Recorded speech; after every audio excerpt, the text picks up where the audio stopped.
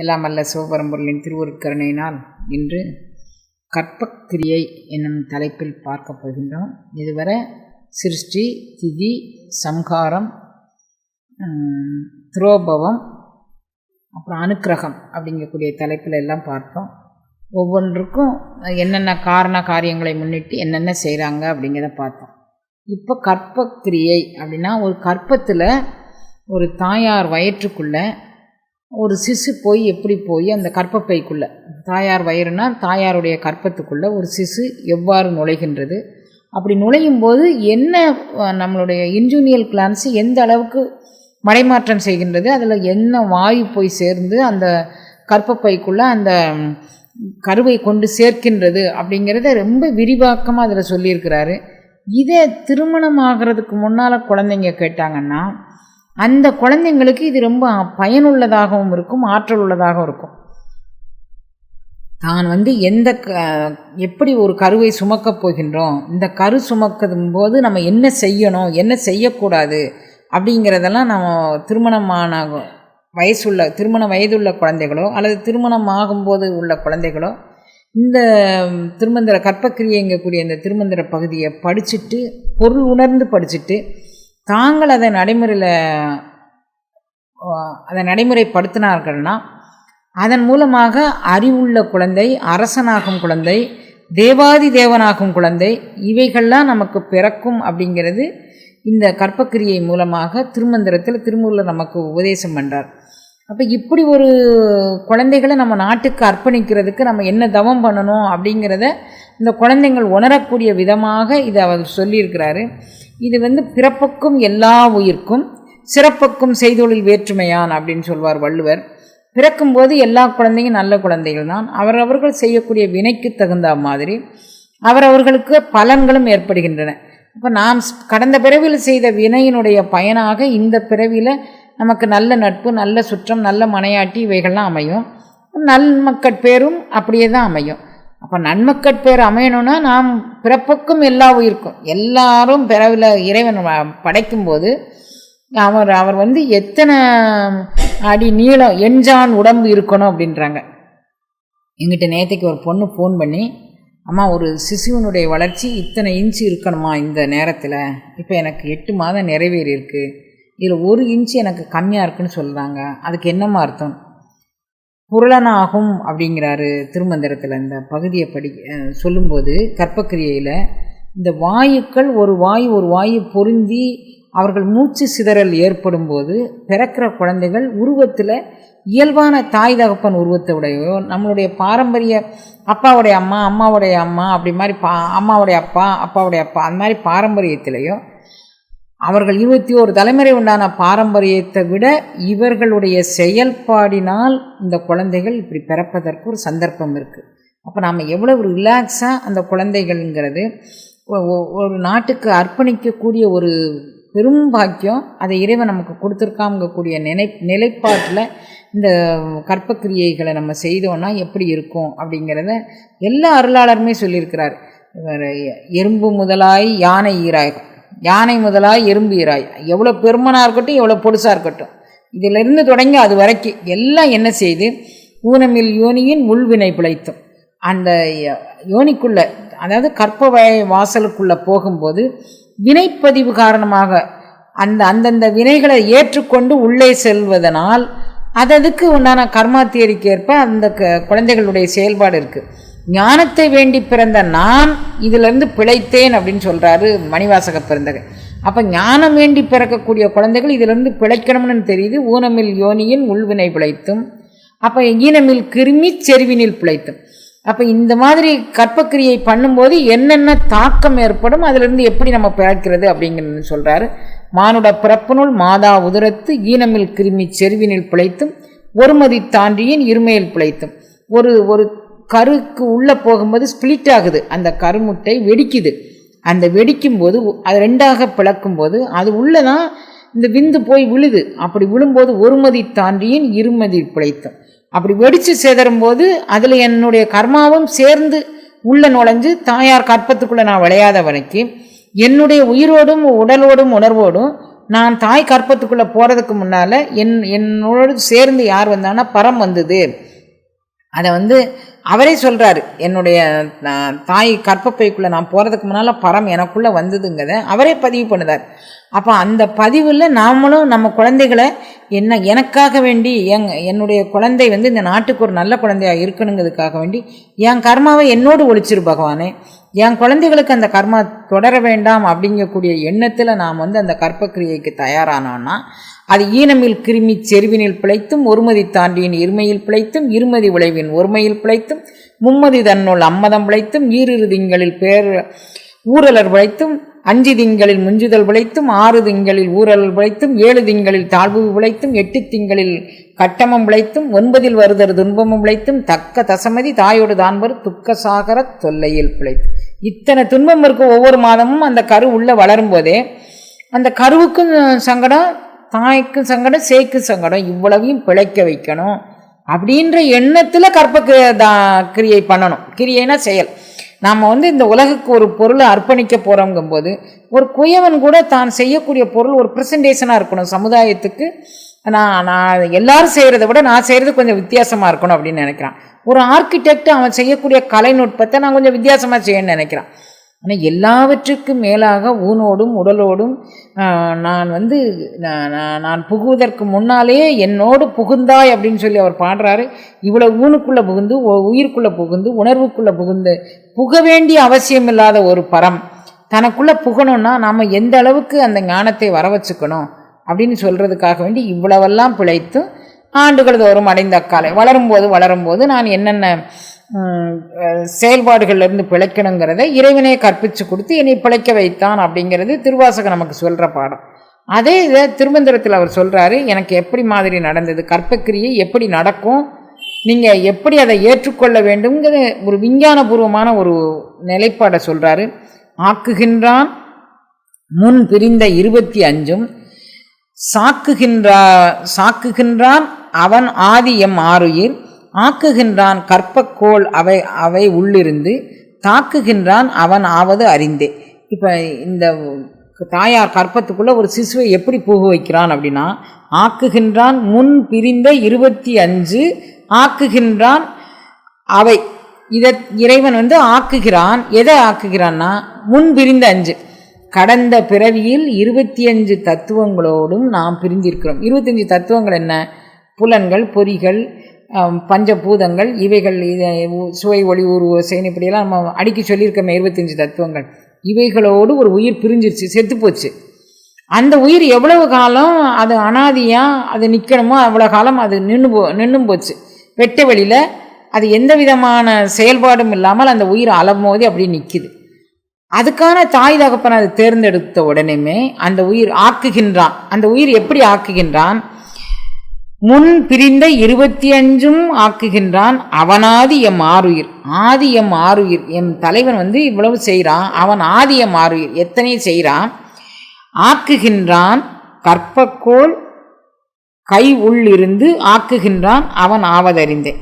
இப்போ கற்பக்கோள் கையுள் இருந்து இந்த கற்பப்பையில் பொருந்தி உயிர்களுக்கு உதவுகின்றான். ஏன்னா இந்த உயிருக்குள்ள இந்த தாயார் கற்பத்துக்குள்ள இந்த உயிரை புகவிடலைன்னா அது இன்னும் அலமோதிக்கிட்டு அப்படியே தான் இருக்க போகுது. அதுக்கு ஒரு உடல் கிடைக்காத பட்சத்தில் அந்த ஆத்மா சாந்தி அடைய போகிறதும் இல்லை, அதுக்கு நிலைபேறும் கிடைக்க போகிறதில்லை. அப்போ ஒரு நிலைபேறு கிடைக்கணும் அப்படின்னு சொன்னால் அந்த உயிர் ஒரு உருவம் தாங்கி ஞானம், இந்த சிவஞானங்கக்கூடியது உச்சியில் திகழ்கின்ற உயர் ஞானத்தை அது உணர்ந்தாதான், ஓங்கு ஒளியை உணர்ந்தாதான் அது ஞானம் அடைய முடியும். அந்த ஞானத்திற்காக வேண்டி ஒவ்வொரு பிறவியாக கடந்து வருது. இந்த பிறவியில் இந்த தாய் தகப்பனார் எந்த வினை இருந்தாலும் எனக்கு மாற்றி அமைச்சு கொடுன்னு ஒரு விண்ணப்பத்தை வச்சுக்கிட்டு இருந்தால் எல்லாத்திலும் பிழைச்சி இந்த உயிர் ஒரு ஞானமான உயிராக பிறக்கலாம். அதனால் ஆக்குகின்றான் கற்பக்கோள் கை உள்ளிருந்து ஆக்குகின்றான் அவன் ஆவது அறிந்தே. இந்த மாதா கற்பத்துக்குள்ளே இந்த உயிர் போகட்டும்னு இறைவன் நினச்சி அந்த ஆதி ஆகிய பரம் உயிரை தத்துவங்களோடு 25 தத்துவங்கள் ஏற்கனவே கடந்த பிறவியில் எதெல்லாம் சுமந்துக்கிட்டு இருந்துச்சோ ஆக்குகின்றான். பிரிந்த 25 என்ன பிரிஞ்சிருந்தது? இந்த 25 தத்துவங்களும் சுவை ஒளி ஊறு ஓசை நாற்றம் பார்க்குறது கேட்குறது இது எல்லாம் நம்ம செத்து போன உடனே பிரிஞ்சிருச்சு. சவம் மட்டும்தான், பாடி மட்டும்தான் அங்கே இருந்துச்சு. அது என்னென்ன விருப்பப்பட்டுச்சோ, அது என்னென்ன கர்மா தொழில் பட்டுச்சோ அதுக்கு தகுந்த மாதிரி மீண்டும் இதை ஒரு தாய் வயிற்றில் கூட்டும்போது அதை மீண்டும் இணைச்சி கூட்டுறான். அப்போ நம்ம இந்த பிறவியில் செஞ்சது அடுத்த பிறவிக்கு தொடரும் வண்ணமாக இறைவன் இந்த கற்பக்கோளை அமைச்சு வைக்கிறான் அப்படின்னு சொல்கிறாரு. அப்போ இந்த பிறவியில் நம்ம செஞ்சதை மறைக்கணும், அதாவது மறைக்கணும்னா அதுலேருந்து வேறு இருக்கணும் அப்படின்னு சொன்னால் அதுக்கு ஒரு சரணாகதி பண்ணி நாம் அந்த இல்லறத்தை துவங்கணும்னா அந்த இல்லறத்தின் மூலமாக நல்லறமான ஒரு குழந்தைகள் பிறக்கும். அப்போ நான் எதுலெல்லாம் இருந்து பிழைக்கணும்னு சொல்லி மணிவாசகர் சொன்னாரோ அதிலெல்லாம் இருந்து எனக்கு பிழைக்கணும்னு சொல்லி நம்ம ஒரு விண்ணப்பம் வச்சுக்கிட்டு கணவன் மனைவி சேர்க்கை நடைபெற்றுச்சுன்னா அந்த சேர்க்கையின் மூலமாக கடந்த பிறவியில் விடுபட்டு போய் வந்த 25 தத்துவங்களும் இப்போ கூட்டுறவு அமைச்சுக்கிட்டு அவங்க அந்தந்த வினைகளை ஊட்டுவதற்கு தயாராக இருக்கின்றது. அது நீ போன பிறவியில் இன்னென்ன ஆசைப்பட்ட தம்பி, இன்னாருக்கு இன்ன கெடுதி செஞ்ச, இன்னாருக்கு இன்ன நன்மை செஞ்ச, இன்னார விரோதம் பண்ணின, இன்னார் மேலே ஒரு குரோதத்தை பாய்ச்சின, இவைகள் எல்லாம் ஒட்டுமொத்தமாக வாங்கி கொண்டு அந்த ஒட்டுமொத்தமான அந்த குரோதம், அந்த 6 குற்றங்கள், அவர்களுக்கு குற்றபுறமானவர்கள் அவர்களோடு சேர்த்து இப்போ ஒரு பிண்டப்பைக்குள்ளே போடுறான். அப்படி போகிறதுக்கு முன்னால் நம்ம சரணாகதி பண்ணிட்டோன்னா அப்போவே நம்மளுடைய பிறவிக்கு ஒரு வேறு இருக்கக்கூடிய அளவிற்கு சமுதாயத்திற்கு ஒரு சிறந்த குழந்தை உருவாகிவிடும். இப்போ நம்ம முன்னக்கூட்டியே நம்ம எச்சரிக்கையாக இருந்தோம்னா அந்த எச்சரிக்கை உணர்வு காரணமாக நம்ம சமுதாயத்துக்கு ஒரு நல்ல குழந்தைகளை நம்ம கொடுக்கலாம் அப்படிங்கக்கூடியது. அந்த பிரிந்த 25 தத்துவங்களும் கூடி நம்மளை ஒரு கேப்சர் பண்ணி நம்மளை ஒரு கட்டுக்குள்ளே அமர்த்ததுலேருந்து நம்ம விடுதலை பெறுவதற்கு இவைகள் உபயோகமாக இருக்கும் அப்படிங்கிறார். அறிகின்ற மூலத்தின் மேல் அங்கி அப்பு செரிகின்ற ஞானத்து செந்தாள் கொழுவி பொறை நின்ற இன்னுயிர் போந்துர நாடி பறிகின்ற 10 எனும் பாரம் செய்தானே. 10 மாதம் 10 எனும் பாரம், 10 மாதம் சுமக்கிறதுக்கு இறைவன் ஒரு பாரம் செய்தான். ஒரு தாயார் கற்பத்துக்குள்ளே இது நீ 280 நாள், அதாவது தக்க தசமதி தாயோடு தான்படும்னு சொல்லியிருக்கிறார். தசமதினா ஒரு மதிக்கு 28 நாட்கள், 10 மதி 280 நாட்கள் பாரம் செய்து இந்த குழந்தைய வச்சிருக்கிறான். எப்படி வச்சிருக்கிறான்? அறிகின்ற மூலத்தின் மேல் அங்கி அப்பு கனல் நீர் இவைகள் சேர்த்து செரிகின்ற ஞானத்து செந்தாள் கொழுவி இரத்தத்தோடு அதை இணைத்து பிணைத்து நிற்கும்படியாக பொறை நின்ற இன்னுயிர் போந்து உரநாடி இப்படி மாதிரி ஒரு ரத்தம் கலந்து இந்த உயிரை ஒரு பிண்டப்பைக்குள்ளே அடைச்சி அதுக்கு ஒரு உயிர் ஓட்டமும் கொடுத்து கற்பப்பைக்குள்ளே போய் உலரா மாதிரி ஒரு கருணையை இறைவன் பறிக்கின்றான். அறிகின்ற மூலத்தின் மேல் அங்கி அப்பு செரிகின்ற ஞானத்து செந்தாள் கொழுவி பொறை நின்ற இன்னுயிர் போந்துர நாடி பறி நின்ற 10 எனும் பாரம் செய்தானே. அப்போ பறிகின்ற 10 இந்த உயிருக்கு இந்த தாயார் கற்பத்துக்குள்ளே இந்த 10 மாதம் இருக்கணும். அதுக்கப்புறம் பறிகின்ற 10 இந்த பாரத்தை விட்டு வெளிவருவதற்கு ஒரு 10 மாதம் அதை எடுத்துக்கொள்ளும். இது எதெல்லாம் கொழுவி வச்சிருக்கிறான், செந்தாள் கொழுவி இந்த உயிரை இந்த 25 தத்துவங்களோடு கூட இந்த உயிரை அடைச்சு ஒரு தாய் கற்பத்துக்குள்ளே போக்குறான் அப்படிங்கிறார். இன்புறு காலத்து இருவர் முன்பு ஊறிய துன்புறு பாச துயர் மனை வானுலான் பண்புறு காலமும் பார்மிசை வாழ்க்கையும் அன்புறு காலத்து அமைந்து ஒளிந்தானே. இப்போ கடந்த பிறவில் உள்ள வினைப்பயனை சேர்த்து இன்புறு காலத்து இருவர் முன்பு ஊறிய, முன்னால் அவங்க ஊறிட்டு வந்தாங்கள்ல வினைகள், அந்த வினை என்ன வினை ஊறிட்டு வந்தான்? கோவலன் தாயார் கற்பத்தில் பிறக்கிறான். அவனுக்கு என்ன எதுக்கு பிறந்திருக்கிறான்னு அவனுக்கு தெரியாது. ஆனால் இவர் ஒரு இலக்கணம் சொல்கிறாரு. நான் உதாரணத்துக்காண்டி இதை எடுத்துக்கிறேன், இவர் அதை இலக்கணம் வச்சு சொல்லலை, ஒரு உதாரணம் சொல்கிறேன். அவன் போன பிறவியில் துறையூர் உறையூருங்கக்கூடிய 2 ஊர்களில் ஒரு வியாபாரி ஒருத்தன் இந்த ஊர்லேருந்து அங்கே சேலை விற்க போனவன், அவனை கொண்டுட்டு போய் அரசன் முன்னிலையில் இவன் ஒற்றனாக வந்திருக்கிறான்னு சொல்ல, அரசன் ஏதும் யோசிக்காமல் அவனை கொன்றுன்னு சொல்ல, கொல்லப்பட்ட யாருடைய யோசனை இவன் சொல்லி ஒருத்தனை கொன்னானோ அவனே இப்போ கோவலனாக பிறந்திருக்கான். அப்போ முன்னால் ஊரிய அந்த முன்பு அவன் என்ன தத்துவங்களோடு 25 தத்துவங்களோடு ஒருத்தன் தான் ஒரு பொருளை திருடிட்டு யாரோ திருடிட்டான் இவன் தான் அவன்னு சொல்லி இவன் காட்டி கொடுத்துட்டான். ஆனால் இவன் திருடலை, ஆனால் காட்டி கொடுத்த அந்த குற்றத்துக்காக வேண்டி இறைவன் அவனை தண்டனை பண்ணிட்டான். இப்போ நீ காட்டி கொடுத்ததுனால ஒருத்தன் கொல்லப்பட்டுட்டான். அதே ஆள் உன்னை பழி வாங்குவதற்காக வேண்டி இப்போ இந்த பிறவியில் பழங்கியிருக்கான். காட்டி கொடுத்த நீனும் இப்போ இந்த பிறவியில் கொல்லப்படுற. அப்போ எல்லா செயலுக்குமே முன்னால் உண்டான வினைப்பதிவு நமக்கு காரண காரியமாக அமையுதுங்கிற நுட்பத்தை சொல்கிறாரு. இன்புறு காலத்து இருவர் முன்பூரிய, கணவன் மனைவி 2 பேரும் சந்தோஷமாக கூடி கலவி செய்யும் காலத்து முன்பு ஊறிய துன்புறு பாச துயர்மனை வானுலான் அந்த அகண்ட பிரபஞ்ச ஆற்றலாகிய அந்த பரம் இந்த இந்த உயிர்கள் இரண்டும் இன்புறும் போதே அதுகளுக்கு ஒரு குழந்தை பெயர் கொடுத்து அவர்களுடைய வினையை அனுபவித்து கழிப்பதற்கு, கடந்த பிறவில இவன் கோவலனா வந்தவன், இந்த பிறவில கோவலனா வந்தவன், கடந்த பிறவில யாரோ ஒருவர் கொலைக்கு காரணமாக இருந்தான், இவன் கொலைக்கும் யாரோ ஒருவர் காரணமாக அமைஞ்சிட்டாங்க. அப்போ யாரோ ஒருத்தர் காரணமாக அமைஞ்ச வினையை நம்ம ஏற்றுக்கொண்டதுனால இப்போ நம்ம கொலை செய்யப்பட்டிருக்கோம் அப்படிங்கக்கூடியது அந்த முன்பு உள்ள வினைப்பதிவு காரணமாக அந்த 25 தத்துவங்களும் நம்ம விட்டு பிரிஞ்சு போச்சு. அது உரிய காலம் வரும்போது நமக்கு பதிவை தருவதற்கு வந்திருக்கு.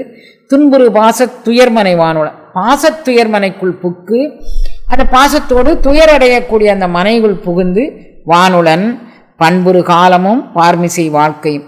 அப்போ பண்புறு காலமும் பார்மிசை வாழ்க்கை, இந்த உலகத்தில் நாம் பண்பு அடைந்து இந்த வாழ்க்கையை, இந்த உலக வாழ்க்கையோடு ஏதோ கடந்து போச்சு, இனி வரக்கூடிய வாழ்க்கையினாலும் நம்மளுடைய பேச்சு செயல் சொல் இவைகள்லாம் முன்மாதிரியாக இருக்கணும் அப்படிங்கக்கூடியதுக்கு பண்புறு காலமும் பார்மிசை வாழ்க்கையும் அன்புறு காலத்து அமைத்து ஒளிந்தானே.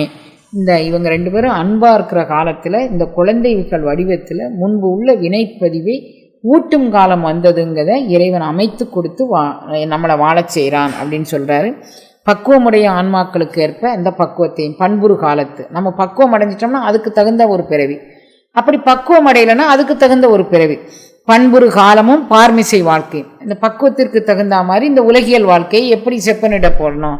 வயிறார சாப்பிட்டு ஒரு தங்கி இருக்கிற ஒரு வீடு கிடைச்சதே பெரும்பாய்க்கும். அப்போ அந்த பண்பு நமக்கு வந்துருச்சு, பார்மிசை வாழ்க்கை நமக்கு கிடைச்சிச்சின்னு ஒரு சந்தோஷப்பட்டுக்கலாம். அந்த பண்பு வரல, நம்ம இன்னும் மேலும் மேலும் மேலும் மேலும் அலைகிறோம் அப்படின்னா அதுக்கு நம்ம ஒன்றும் செய்கிறதுக்கு இல்லை. நம்ம அதுக்கு தகுந்த பிறவியை இன்னும் 25 தத்துவங்களை கரைச்சிட்டு நாம் செத்து போய் மீண்டும் ஒரு தாய் வயிற்றில் அடைக்கும் போது அந்த கர்மாவுக்கு தகுந்த மாதிரி அடைபட போகிறோம் அப்படிங்கிறத சொல்கிறார். அன்புறு காலத்து அமைந்து ஒளிந்தான். 2 பேரும் அன்பு செய்த காலத்தில் இதை அமைத்து கொடுத்தான் அப்படின்னு சொல்கிறார். கருவை ஒளிந்தவர் கண்ட நாள் மூவேள் புருடன் உடலில் பொருந்து மற்று ஓரார் திருவின் கருக்குழி தேடி புகுந்த உருவம் 2ஆக ஓடி விழுந்ததே. இப்போ ஒரு இந்த தாய் வயிற்றில் இந்த பிறவில ஆணா பிறந்திருக்கிறோம், அடுத்த பிறவில நம்ம பெண்ணா பிறக்கிறதுக்கு சந்தர்ப்பம் இருக்கு, அடுத்த பிறவிலையும் ஆணா பிறப்பதற்கு சந்தர்ப்பம் இருக்கு, இது 2ம் விட்டு அழியா பிறப்பதற்கு சந்தர்ப்பம் இருக்கு, அது 3ஐயும் விட்டுட்டு மரம் செடி கொடி விலங்கினங்களா பிறப்பதற்கு சந்தர்ப்பம் இருக்கு. இவைகளை எதனுடைய அடிப்படையில் வருது? நாம் செய்யும் வினையின் அடிப்படையில். நாம் என்ன பாவம் செஞ்சோமோ அந்த பாவத்தினுடைய அடிப்படையில், நாம் என்ன புண்ணியம் செஞ்சோமோ அந்த புண்ணியத்தினுடைய அடிப்படையில் இன்னொரு தாய் வயிற்றில் அடையும் போது இவைகள்லாம் சேர்ந்து வருது. கருவை ஒளிந்தவர் கண்ட நாள் மூவேள் புருடன். மூவேள்னா மூவேள் 21, அதோட ஒரு 4 கூட்டிக்கிட்டோம்னா 25. அப்போ இந்த 4 மூவேளுங்கிறது 25 தத்துவங்களோடு கருவை ஒளிந்தவர் கண்ட நாள் மூவேள் புருடன் உடலில் பொருந்து மற்று ஓரார். இப்படி இந்த உயிரை, புருடன்னா ஒரு உயிர், ஒரு ஜீவன் அப்படின்னு அர்த்தம். இந்த ஜீவனை இந்த தாயார் கற்பத்துக்குள்ளே இருக்கும்போது இது ஏற்கனவே கழிச்சிட்டு வந்த 25 தத்துவங்கள் காரணமாக தான் இது மீண்டும் இப்படி பிறக்க போகுதுங்க. மற்ற ஓரார், தாயும் வரமாட்டாள், தகப்பனும் வரமாட்டாள், உறவினர்களும் வரமாட்டார்கள். எல்லாரும் ஏதோ கல்யாணம் முடிக்குது, குழந்தை வருதுங்கக்கூடிய அளவுக்கு தான் நமக்கு அறிவு இருக்குமே தவிர இந்த 25 தத்துவங்களோடு கடந்த பிறவில் நம்ம என்ன வினையை செஞ்சோமோ அந்த வினைக்கேற்ற பதிவுகளைத்தான் குழந்தையாக இறைவன் நமக்கு கொடுக்க போகிறாங்க. யாருமே தெரிஞ்சுக்க மாட்டாங்க. திருவின் கருக்குழி தேடி புகுந்த உருவம் 2ஆக ஓடி விழுந்தது. இந்த தாயாருடைய கருப்பைக்குள்ள விழுந்த உருவம் 2ஆக பிரிந்து, அதாவது உடைக்கப்பட்டு அந்த தாயாருடைய கற்பத்துக்குள்ள கருவாக சமைந்து உள்ளே புகுந்தது. அப்போ கருவின் இயல்பை தத்துவங்களை உணர்ந்த ஞானிகளை தவிர ஏனையோர் ஓரமாட்டார் அப்படின்னு சொல்கிறாங்க. இந்த தத்துவ ஞானிகள் நான் இந்த கரு எப்படியெல்லாம் உற்பத்தி ஆச்சு அப்படின்னு சொல்லி நினைப்பாங்க அப்படின்னு சொல்கிறார். விழுந்தது லிங்கம் விரிந்தது யோனி ஒளிந்த முதல் 5ம் 5ஓடு ஏறி பொழிந்த புனல் பூதம் போற்றும் கரணம் ஒளிந்த நுதல் உச்சியுள்ளே ஒளித்தது. இந்த உச்சிக்குழிக்குள்ள தான் அந்த பேரண்ட நாயகன் அந்த குழந்தைக்கு அருளாற்றலை பாய்ச்சி உயிராற்றலையும் அது வழியாக தான் பாய்ச்சலாம். குழந்தை பிறந்த உடனே அந்த உச்சிக்குழி ரொம்ப மென்மையாக இருக்கும், அது சிறிய வட்ட வடிவத்தில் இருக்கும். அது வழியே தான் ஒளிவண்ணமான அந்த அருள் அனுபவத்தையும் பெறப்போகிறோம், உயிர் அனுபவத்தையும் அதன் மூலமாக தான் பெறப்போகிறோம் அப்படிங்கிற அடையாளத்திற்கு அதை படைச்சான். ஒளிந்த நுதல் உச்சி உள்ளே ஒளித்தது. அந்த நுதல்னா நெற்றிக்கு மேலே உச்சிக்குள்ளார அந்த வட்ட வடிவமான இதுக்குள்ளே இறைவன் உயிரையும் செலுத்துகிறான், அருளையும் செலுத்துகிறான். இவைகள் இதை அனுபவிக்க வேண்டும். அது எப்படி செலுத்துகிறான்? விழுந்தது லிங்கம், விரிந்தது யோனி. தாய் தகப்பன் 2 பேரும் கலவிக்கு தயாராகும் போது தாயாருடைய கற்பப்பை விரிந்து மலர்ந்தது, தகப்பனாருடைய விந்து அதில் போய் கலந்தது. விரிந்தது லிங்கம், விழுந்தது லிங்கம், விரிந்தது யோனி. ஒளிந்த முதலைந்தும் ஈரைந்தோடு ஏறி. ஈரைந்துனா ஈரஞ்சு 10, முதல் 5 இன்னொரு 5 அப்படின்னு சொன்னால் அது தத்துவம். 25 தத்துவத்தில் முதல் 15 தத்துவங்கள் இப்போ செயல்படுகின்றன அப்படிங்கிறதுக்கு முதல் 5ம் ஈரைந்தோடு ஏறி பொழிந்த புனல் பூதம் போற்றும் கரணம். இந்த மொத்தம் 25 தத்துவத்தை 4ஆக பிரிச்சிருக்கிறாரு. முதல்ல 7 அப்புறம் 4 சேர்த்து 25னாரு. இப்போ ஈரைந்துன்னு சொல்லி 5 சேர்த்து 15 ஆக்குனார். அது கூட எதெல்லாம் வருது? புனல்னா நீர், பூதம் காற்று, போற்றும் கரணம், கரணங்கள் மனம் புத்தி சித்தம் அந்த கரணம், இந்த 4 இவைகள் சேர்த்து 25ஆக இந்த உச்சிக்குள்ளே உயிராக இந்த உடலுக்குள்ளே புகுது அப்படின்னு சொல்கிறார். தாயார் கற்பத்துக்குள்ளே இருக்கும்போதே எப்போ உயிர் புகப்படுது, எப்போ உடல் வடிவமைக்கப்படுது அப்படிங்கக்கூடிய அந்தரங்கத்தை எல்லாம் மிக நுட்பமாக சொல்கிறாரு. இதில் இதை இவ்வளோ இதாக சொல்கிறதுக்கு சொல்கிறாரு. ஒளிந்த நுதல் உச்சி உள்ளே ஒளித்ததேங்கிறது. உச்சிக்குள்ளே உயிர் நுழையும் போது அது முன்மூளை பின்மூளைங்கக்கூடிய 2 பதிவுகளில் அந்த அறிவை செலுத்துகிறாரு. முன்மூளைங்கிறது சிறப்பு அறிவு அப்படின்னு பேர், பின்மூளைங்கிறது பொது அறிவுன்னு பேர். இன் ஜெனரல் எல்லாருக்கும் தெரிஞ்ச லா அப்படின்னு ஒரு லா வச்சுருப்பாங்க, ஸ்பெசிஃபிக் லா அப்படின்னு ஒன்று கொண்டுட்டு வருவாங்க. இப்போ படிப்பில் கூட சிறப்பு தகுதி வாய்ந்த படிப்புகள் அப்படின்னு இருக்குது. இப்போ நாங்கள்லாம் ஸ்கூலில் படிக்கும்போது சாதாரண கணக்கு ஒன்று இருக்கும், காம்போசிட் மேத்ஸ்ன்னு ஒரு கணக்கு வச்சுருப்பாங்க. அது சிறப்பு கணிதம் அப்படின்னு அதை சொல்லுவாங்க. இந்த கணிதத்தில் கொஞ்சம் அதிகமாக மார்க் வாங்குறவங்க, இல்லாட்டி உண்மையிலே கணிதத்தில் ஆர்வமுடையவர்கள் சிறப்பு கணிதத்தை எடுத்து படிப்பாங்க. அப்போ ஜெனரல் மேத்ஸ், காம்போசிட் மேத்ஸ்ன்னு அதை சொல்லுவாங்க. அப்போ ஜெனரல் பொது அறிவுங்கிறது ஒரு அறிவு, நுட்ப அறிவுங்கிறது ஒரு அறிவு. அவைகள் எல்லாத்தையும் முன்மூளை பின்மூளையில் பக்குவமாக படைத்து அதை சிந்திக்கக்கூடிய திறனையும் இறைவனை வைத்து உள்ளான், ஒளித்து வைத்துள்ளான். அது யாருக்கு பூர்வ ஜென்ம பாக்கியம் இருக்கோ, யாருக்கு பிராரத்த கர்மம் இருக்கோ அவர்கள் இதை அனுபவிப்பார்கள் அப்படின்னு சொல்கிறார். பூவின் மனத்தை பொருந்திய வாயுவும் தாவி உலகில் தரிப்பித்தவாறு போல் மேவிய சீவனில் மெல்ல நீள் வாயுவும் கூவி அவிழும் குறிக்கொண்ட போதே. இப்போ இந்த தனஞ்சயன் இதில் 10 விதமான வாயுக்கள், ஏற்கனவே இந்த 10 விதமான வாயுக்களை நம்ம பல முறை பார்த்துட்டோம். ஆனாலும் இப்போ நினைவுக்காக வேண்டி ஒவ்வொரு முறையும் நம்ம சொல்கிறோம். 10 விதமான வாயுக்களில் பிராணன், அபானன், உதானன், விபானன், சமானன், நாகன், கூர்மன், கிரீசரன், தேவதத்தன், தனஞ்சயன் அப்படிங்கக்கூடிய 10 விதமான வாயுக்கள் இருக்குது. இந்த 10 விதமான வாயுக்குள்ள தனஞ்சயன்கக்கூடிய வாயு தான் கற்பத்தை சுமந்து கொண்டு தாயார் வயிற்றுக்குள்ளே அந்த கற்பத்தை அது செலுத்தக்கூடிய ஒரு கருணையை செய்கின்றது. அப்போ தாயார் கற்பத்துக்குள்ளே செலுத்துவதற்கு இந்த 10 விதமான வாயில் எக்ஸிட்டில் எது கொண்டுட்டு வரணும், உள்ளே இன்சைடு எதை கொண்டுட்டு போகணுங்கக்கூடியதை இந்த வாயுக்களே நிர்ணயம் பண்ணிக்கிறது அளவுக்கு தொழில்நுட்பத்தை இறைவன் படைச்சு அனுப்புகிறான் அந்த உடலுக்குள்ளே. அப்போ தனஞ்சயன்கக்கூடிய வாயு எப்படி கொண்டுட்டு போகுது? பூவியின் மனத்தை பொருந்திய வாயு. இப்போ மகரந்த சேர்க்கை நடப்பதற்கு என்னெல்லாம் தேவை அப்படின்னா, மகரந்தம்கக்கூடிய பூவினுடைய ஆண் விதைகளை எடுத்துட்டு காற்று அப்படியே பறந்து போகும். இப்போ நம்ம போகன் வில்லா செடியிலெல்லாம் மகரந்தம் அப்படியே இருக்கும். அது காற்று எடுத்துகிட்டு போய் எந்த பூவில் பெண் பூ இருக்கோ அந்த பூனுடைய வாய் எங்கே விரிஞ்சிருக்கோ அதில் போகிற போக்கில் அது பாட்டில் தூவிட்டு போயிடும். அதை இதுக்கு வேண்டி நான் சுமந்துட்டு போய் நான் உன்னுடைய மகரந்தத்தை கொண்டுட்டு போய் அங்கே கொண்டு கொடுக்க அப்படின்லாம் சொல்கிறதில்ல, இயல்பாக நடக்கும். அதே மாதிரி தோட்டத்தில் நம்ம காய்கறி பயிர் விடுறோம், தோட்டத்தில் என்ன விதைகள் விதைச்சானாலும் பயிர் வச்சானாலும் அவைகள் இயல்பாக அது நடக்கும். அதில் இருக்கக்கூடிய வண்டுகள் காற்று இவைகள் மூலமாக தான் அங்கே மகரந்தம் சேர்க்கை நடைபெறுகின்றது.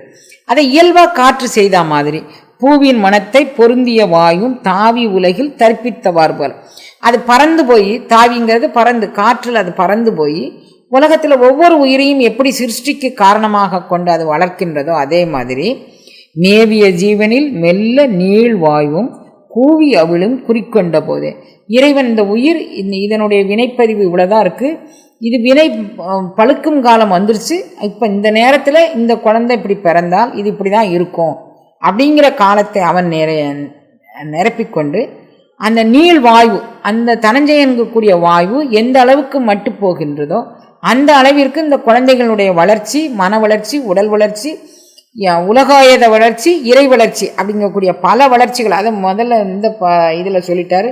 ஒளிந்த நூதல் உச்சி உள்ளே ஒளித்ததுவே அப்படிங்கிறதுல அது முன்முனையில் என்ன வச்சுருக்கேன், பின்முனையில் என்ன வச்சுருக்கேங்கிறத அவரே அதை வச்சு அனுப்பி விட்டுறார். நம்மளுடைய வினைப்பதிவு தான் இவ்வளவாகும் இருக்குது. 25 தத்துவங்களை நம்ம விட்டுட்டு இப்போ சாப்பிட்றோம். அப்போ குறைஞ்சபட்சம் கல்யாணம் முடியாத பசங்க இந்த மாதிரி பிள்ளைங்க இப்போ முதல்ல இதை தெரிஞ்சுக்கலாம். முடிஞ்சு நம்மளை மாதிரி வாழ்க்கை நடத்துகிறவங்க இனிமேல்னாலும் இந்த 25 தத்துவங்கள் நல்லதோடு போய் சேரட்டும். அப்படி இல்லையா பகவானே, உன்னுடைய திருவடியை எனக்கு அடைதற்குண்டான பக்குவம் இல்லாட்டி என்னை பக்குவப்படுத்தி அருள் அனுபவத்திற்கு என்னை ஆளாக்கிக்கொள்.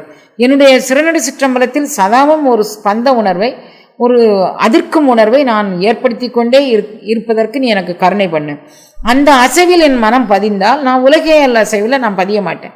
அந்த அசைவை எனக்குள் பதியவை பகவானே அப்படின்னு ஒவ்வொரு நொடியும் வாங்கிக்கிட்டு, பூவின் மனத்தை பொருந்திய வாயுவும் தாவி உலகில் தற்பித்தவாறு போல் மேவிய ஜீவனில் மெல்ல நீள்வாயுவும், அந்த ஜீவனுக்குள்ளே போய் நீள்வாயு கூவி அவிழும் குறிக்கொண்ட போதே அது குவிந்து விரியக்கூடிய, கற்பவாய் குவிந்து விரியக்கூடிய நேரத்துக்குள்ள இதுவும் தன்னுடைய விதையை போட்டுட்டு இது வெளியே வந்துடுது, இந்த தனஞ்சயன்கக்கூடிய வாயு. அப்போ ஒரு வாயு நமக்குள்ளே எப்படி இயங்குதுன்னா, நம்ம அந்த வாயுவை எப்படி பிடிச்சிக்கிட்டோம் அப்படின்னா, இம்மையை பிடிக்கணும், சிக்கனை பிடிக்கணும், எனக்குள்ளே பிடிக்கணும், நான் உய்வடைவதற்கு பிடிக்கணும்னு அருளாளர்கள் பாடி வச்சிருக்கிறாங்க. அப்போ அந்த பிடிக்க தெரிஞ்சோன்னா, காற்றை பிடிக்க தெரிஞ்ச கணக்கறிஞ்சா கூற்று இல்லைன்னு இருக்கிறாங்க. அப்போ நம்ம 25 தத்துவங்களோடு நம்ம செத்து போக மாட்டோம். உயரிய நிலையில் அந்த உச்சிக்குழிக்கு மேலே நம்ம என்ன பெற முடியுமோ அதெல்லாம் பெற்றுட்டு அதுக்கப்புறம் பேரண்ட நாயகனும் நம்ம கலந்துக்கும். அந்த அருள் அனுபவத்தை பெறுவதற்கு நம்மை பக்குவப்படுத்துகின்றார் இவர். அப்போ இந்த தத்துவங்கள் எல்லாம் நம்ம நமக்கு தெரியாட்டி கூட இது ஒரு சயின்ஸு. இது ஏதோ சொல்லக்கூடாததோ சொல்ல முடியாததோ இல்லை, ரொம்ப லகுவாக தான். இப்போ நீங்களும் கேட்குறீங்க, ரொம்ப லகுவாக தான் நானும் சொல்கிறேன். இது ஒன்றும் பெரிய வித்தைகளும் இல்லை. இந்த சயின்ஸை போய் நம்ம மக்களுக்கு சென்றடைவதற்கு, இந்த விஞ்ஞானத்தை நம்ம சென்றடைவதற்கு ஏதோ ஒரு வகையில் நம்ம காரணகர்த்தாவாக இருந்து நம்மளுடைய நண்பர்கள், நம்மளுடைய உறவினர்கள் குழந்தைகளை கூப்பிட்டு வச்சு ஒரு நாள் நீங்கள் பாடமே எடுக்கலாம். இந்த மாதிரியெல்லாம் இருக்குது. ஒரு வாயுவை எப்படி கட்டுப்படுத்த தெரியணும், ஒரு வாயுவை நீங்கள் எப்படி உள்வாங்க தெரியணும்.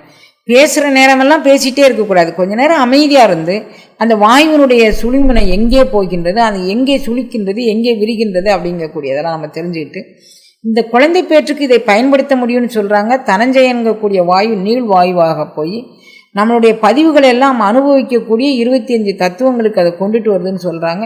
அதை எனக்கும் நீ காட்டித்தர வேண்டும் அப்படிங்கக்கூடிய ஒரு நிலைப்பாட்டில் நம்ம இறைவனை சரணடைந்து காலை மாலை இருவேளையும் அந்த இல்லறத்தை தொடங்கினோம்னா அதன் மூலமாக நல்லறமாகிய பெரிய சமுதாய சீர்திருத்தமுடைய குழந்தைகள் பிறப்பார்கள் அப்படிங்கிறதுக்காக வேண்டி அவர் விட்டுட்டு போயிருக்கிறார்.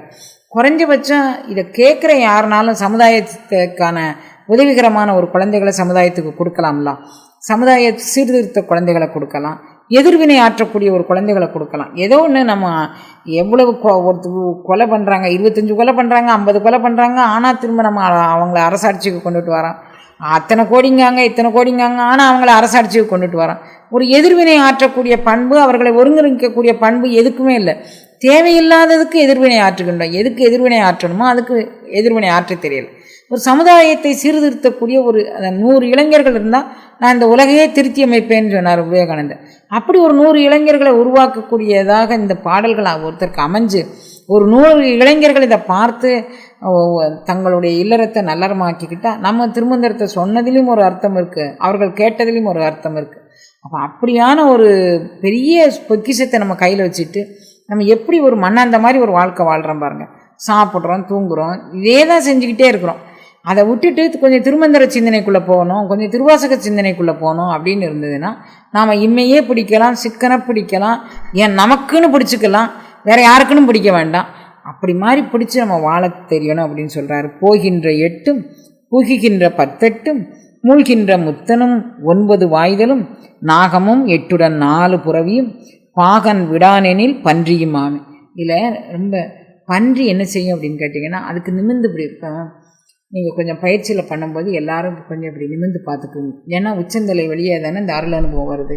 அந்த உச்சந்தலையை நோக்கிய நம்மளுடைய வாசியை செலுத்தணுங்கிறதுக்காண்டி கொஞ்சம் இந்த கான்சன்ட்ரேஷன் அதில் அதிகமாக கிடைக்கணும், ஃபோக்கஸ் அதிகமாக கிடைக்கணும். தொண்டை வழியாக தான் இந்த மூச்சு போகிறது, உச்சந்தலைக்கு போகணும். அப்படிங்கக்கூடிய நிலைப்பில் என்ன பண்ணுவீங்க, கொஞ்சம் தியானம் பண்ண உட்காரும்போதே கொஞ்சம் சரணாகதி பண்ணிவிட்டு, பேரண்ட நாயகன் நம்மளுடைய வாசியை கட்டுப்படுத்துறதுக்கு நமக்கு ஒரு கருணை பண்ணணும் அப்படின்னு எல்லாம் விண்ணப்பம் வச்சுக்கிட்டு கொஞ்சம் நம்ம மூச்சு அப்படியே உந்தி கமலத்துலேருந்து அப்படியே மூச்சை இழுத்து விடும்போது இந்த உச்சந்தலையை நோக்கி அப்படி விடுவோம். இது யாருக்கு முடியும்? நமக்கு தான் முடியும், பன்றிக்கு முடியாது.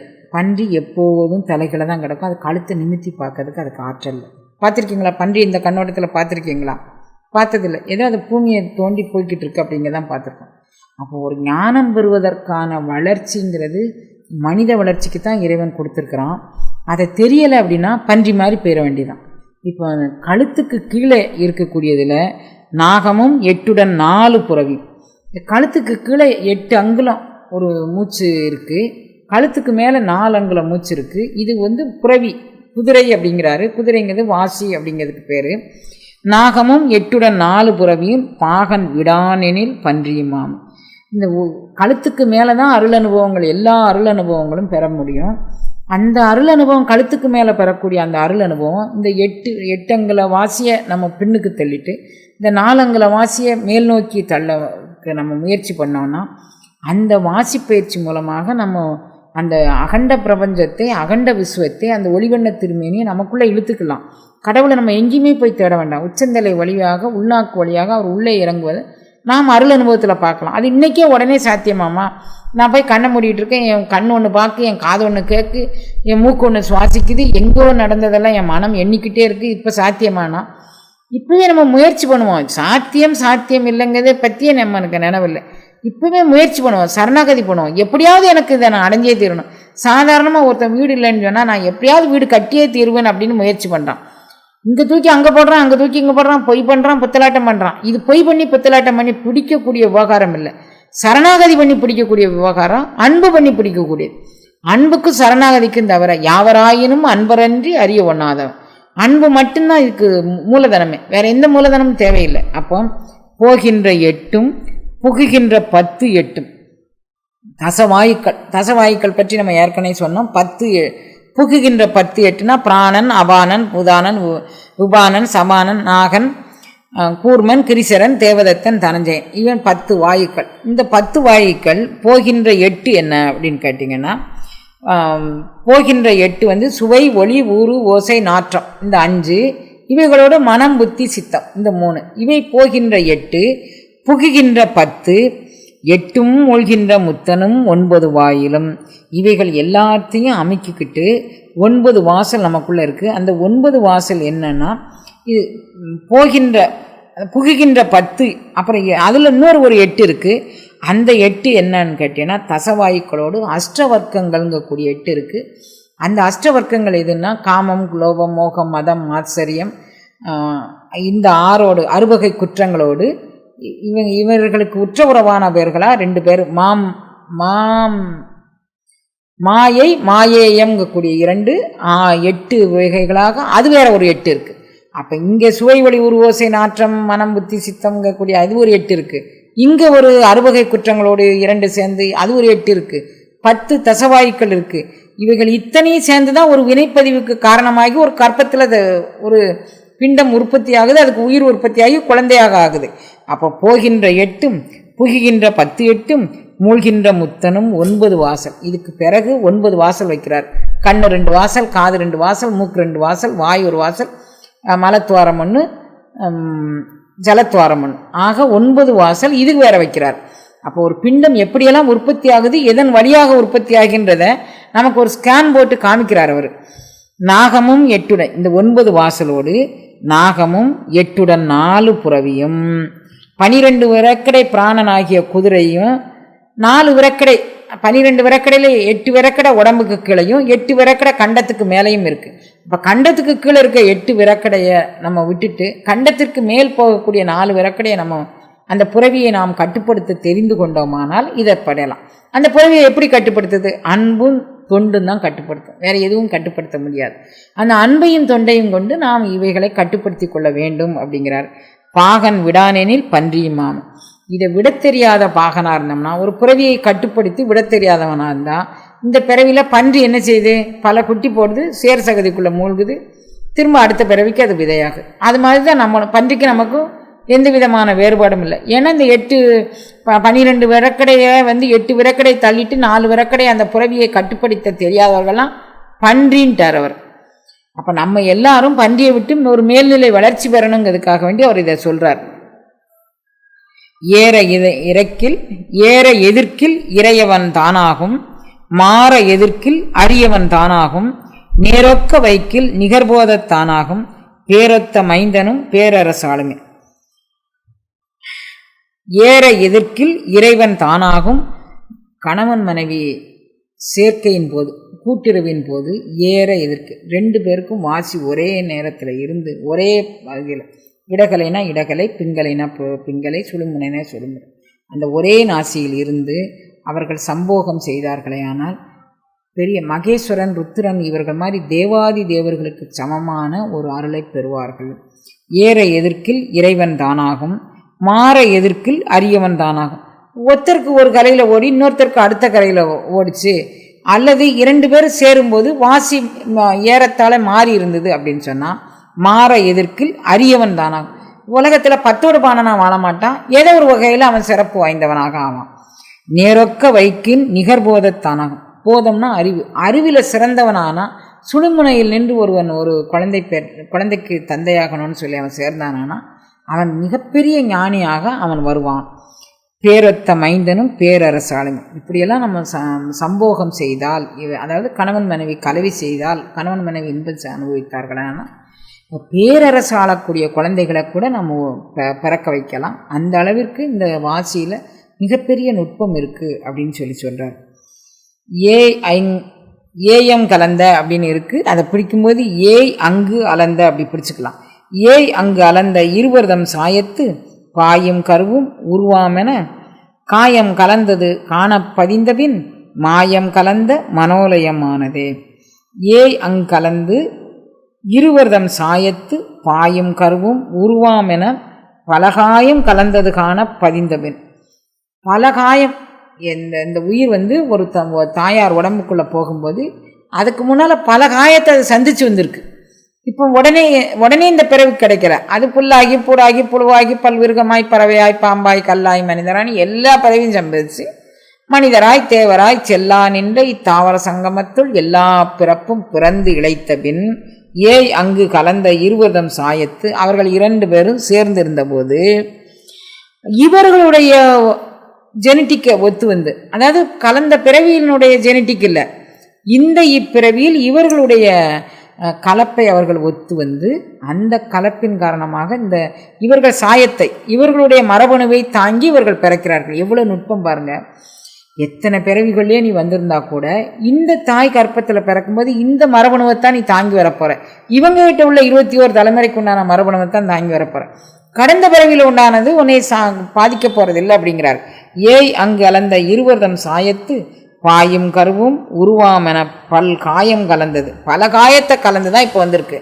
காண பதித்த பின் மாயம் கலந்த மனோலயம் ஆனது. இப்போ மனம் மாயம் கலந்தது. இப்போ இந்த பூமிக்கு வருவதற்கு முன்னால் அதுக்கு மாயம் எல்லாம் தெரியாது. தாயார் கற்பத்தில் இருக்கும்போது நான் இன்ன வினை பிறந்தேன், இந்த ஒரு பக்கம் தாயாருடைய மலப்பை, ஒரு பக்கம் மூத்திரப்பை, ஒரு பக்கம் தாயார் சாப்பிட்ற சாப்பாடனுடைய காரம், இவைகள்லாம் சேர்ந்து அந்த குழந்தை ஒவ்வொரு கணமும் நான் இதனால தான் இந்த தாய் வயிற்றில் பிறந்திருக்கிறேன், இன்ன கர்மா தான் அப்படி பிறந்திருக்குன்னு. ஆனால் இந்த பூமிக்கு வந்த உடனே இந்த காற்றை சுவாசித்த உடனே தன்னுடைய நிலைப்பாடு அத்தனையும் அது மறந்து போகுது. மாயம் கலந்து அதனுடைய எண்ணங்கள் சிந்தனைகள் வேறு விதமாக போய் அது தந்தை வழி தாய் வழி குணங்களை சுமந்துக்கிட்டு அதனுடைய நிலைப்பாடை அப்படியே பிறந்துடுது. அந்த மரபணுவை தாங்கி அப்படியே வருதுங்கிறார். ஒரு மரபணு தாங்குகிற விஷயத்தை கூட இவ்வளோ சுலபமாக சொல்கிறார்.